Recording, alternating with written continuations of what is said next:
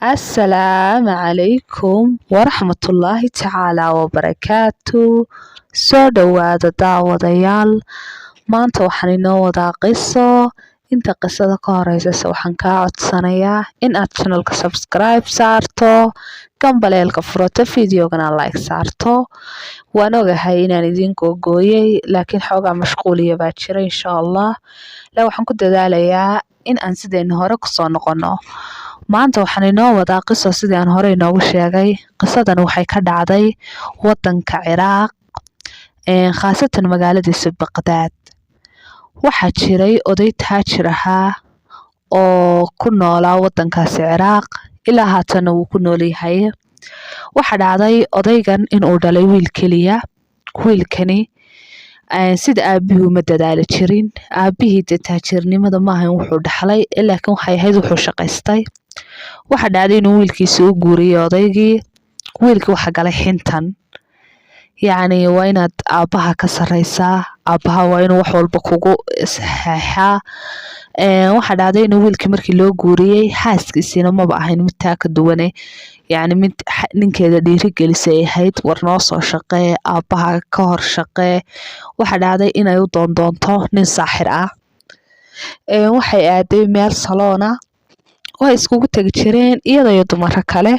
Waxayna ku tiri waxaan doonayaa qof iga caawiya in odaygayga yacni nin saaxir aan ku soo xidhno oo naga caawiya nasiibkana Ilaahay un baa hagaajiya.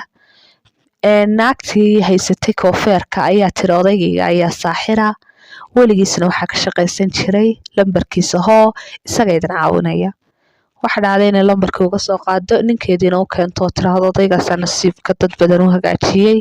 Adigana waxaan doonayaa inuu ku hagaajiyo. Labadeen halkii bay isku barteen. Wiilka odayga sidoo wali xiriiray wuxuu aaday wadanka dibadiisa isaga iyo xaaskiisii laakiin ma goyn xiriirkiisii. Maalinkii wuxuu hagaagaan oo min Allah uga hagaagaana saaxirku wuxuu lahaa sixirkayga ayaa wuxuu sameeyay yacni faa'iido. Maalinka min Allah uga xumaadaan wuxuu lahaa sidaan ku guri baan samayn. يعني واسطة ساحرة بدنا استعمالان waxaa dhacday in maalinkii dambe 3 sano markii soo wareegtay uu wiilku yeeray saaxirkii lana soo hadlay wuxuu yiri waxaan ku siinayaa waa hadii aad ii qabtid arrinkan aan doonayo guri iyo lacag. Wuxuu yiri arrinku waa maxay? Wuxuu yiri waxaan doonayaa inaad aabahay dishid waliba ku dishid sixir. Odaygu wuxuu yiri anagu sixir wuxuu kuma dilo nasiibka un baan hagaajinaa. Aduu been iyo khuraafaad buu u sheekeeyay laakiin waan ka caawin karaa inaan kugu yeedho nin dila. Wuxuu yiri waa igu yeedh. Markaa waxa uu ka dhaxeeyay ninkan uu doonayay inuu aabihii dilo iyo isaga wadanka ma joogo wiilku waa saaxirka. Nin ayuuba iska qorshaystay. Ninkan waa nin dariskooda ah si fiican iskuma yaqaanaan. Ninkan waa nin xoog weyn, waa nin madow, waa nin nabarale. aduu waxaan kugu wiri waxa dhacday in intaas oo tilmaamood markii uu ku arkay uu yiri ninkan waa bedilaa waa in aanu tagaa oo yimi wuxuu yiri waxaan doonayaa inaad nin dishid maxay ahayd lacag badan oo ku siinaya wuxuu yiri ku sheegay inaan dilaahay. Wuxuu yiri waxaan ka gartay wajigaaga inaad dilaatahay. Wuxuu yiri meel fiican baad timi anigu dilaa baan ahay dadka waa googooya maxay ahayd adigu waxa timaal baabkii saxda ahaa baad soo garaacday. Waxaan kuu sheegayaa in xitaa dadka aan dila aan la helin waa googooya dadka.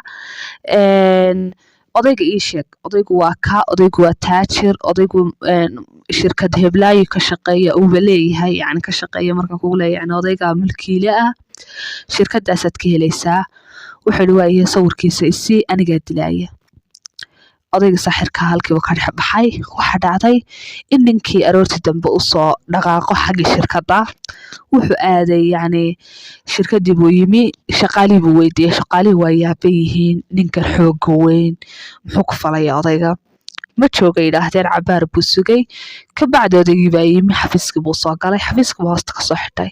Odaygu waa istaagay waa yaabay waxay ninkan xafiiskaaga iska maamulanaya shaqaaliina waa joogaan. Waxa dhacday inuu yiri soo dhawow horta anigu waxa laygu ka yiri dil laakiin anigu dilaamihi nin saaxira oo aan darisnahay ayaa igu yiri dil markaa waxaan doonayaa inaad yacni aan ku badbaadiyo. Odayga booliskii buu yeeray wuxuu yiri waxaan ku siinayaa jaa'iso haddii aad ii sheegtid ninkaasi kuu ahaa aadna ballamisid isagoon ku ogeyn. Wuxuu yidhi waa si wanaagsan. Ninkii baa loo yimi, ninkii buu ballamiyey. Wuxuu yidhi meel heblaayo isugu kan odaygii waan dilaye, lacagtiina ii keen. Kii lacagtii lasoo ordaya saaxirkii baa yimi. Waxaa dhacday in booliskii isku soo hareerayaan qabtaan. Haye baa la yidhi maxaad odaygan ku dilay? Wuxuu yidhi horta anigu waxaan ahay nin dadka khiyaama, xitaa saaxir caadiya miihi. Dadka wixii rumaystana lacagtan ka gurtaa, dee wixii kalena waddadaasaanu kala marnaa. Anigu mana dilayn wiilkiisa ayaa dilayay. Waayahay baa la yidhi adigu si yar ayaa wiilkii wax lagu keenay isagoon la dareensiin, aabihiina dareensiin waddanka. Waana lasoo qabtay, waa la xidhay. Waxa qisadan dhowaan bay dhacday, markaa weliba lama xukumin wiilkii weli jeelka ayuu ku jiraa. Waa wax yacni aad looga murugoodo, wiil doonaya inuu aabihii dilo, weliba ku dilo yacni hanti uu aabihii leeyahay. Waan rajeynaya inaad ka heshay qisada.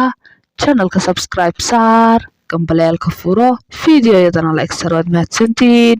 Salaamullaahi calaykum waraxmatullaahi tacaala wabarakaatuh.